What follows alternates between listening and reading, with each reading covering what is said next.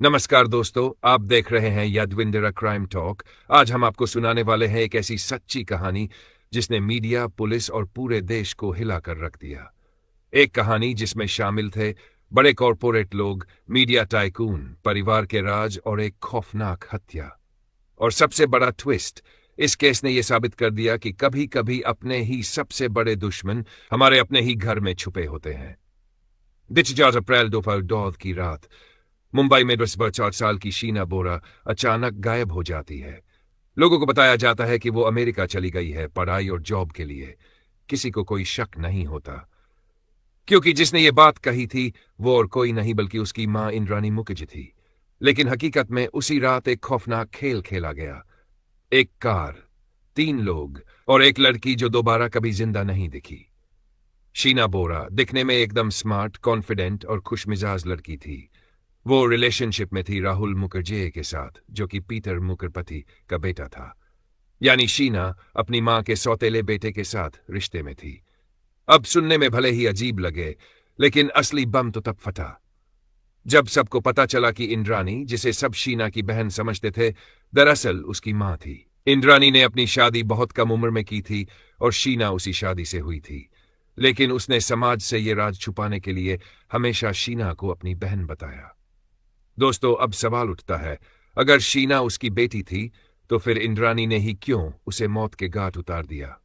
इसके पीछे कई वजहें बताई जाती है। 1. शीना और राहुल के रिश्ते को लेकर इंद्रानी खुश नहीं थी। 2. इंद्रानी को डर था कि अगर सच सामने आ गया कि शीना उसकी बेटी है तो उसकी सोशल इमेज और हाई प्रोफाइल लाइफ बर्बाद हो जाएगी। 3. पैसों और प्रॉपर्टी के झगड़े भी इस मामले में गहराई तक जुड़े हुए थे। यानी इज्जत और लालच दोनों इस हत्या के पीछे थे। मर्डर की रात ऑफ अप्रैल 2009, उस रात इंद्रानी ने अपने ड्राइवर श्यामवर राय और दूसरे साथी संजीव खन्ना, इंद्रानी का पहला पति, के साथ मिलकर प्लान बनाया। शीना को कार में बुलाया गया। कार जैसे ही सुनसान जगह पहुंची, उसका गला दबाकर हत्या कर दी गई। कुछ देर तक उसकी लाश कार की पिछली सीट पर पड़ी रही और फिर अगले दिन रायगढ़ के घने जंगल में ले जाकर लाश को पेट्रोल डालकर जला दिया गया और वहीं दफना दिया गया। सोचिए दोस्तों, जिस बेटी को मां ने जन्म दिया, उसी की लाश को जलाकर जंगल में फेंक दिया गया। 3 साल तक छुपा रहा राज। 3 साल तक किसी को कुछ पता नहीं चला। सबको यही बताया गया कि शीना यूएस में है। लेकिन 2020 में अचानक ये राज खुला, और वो भी इंद्रानी की ही गलती की वजह से। दरअसल उसी साल इंद्रानी के ड्राइवर श्यामवर राय को एक अवैध हथियार मामले में गिरफ्तार किया गया। पुलिस की पूछताछ में उसने कबूल कर लिया कि वो एक बड़ी हत्या में शामिल है, और वहीं से शीना बोरा मर्डर केस का असली सच बाहर आया। इन्वेस्टिगेशन और अरेस्ट्स। अगस्त 2015 में इंद्रानी मुखर्जी को गिरफ्तार किया गया। ड्राइवर श्यामवर राय और इंद्रानी के पहले पति संजीव खन्ना को भी पकड़ा गया।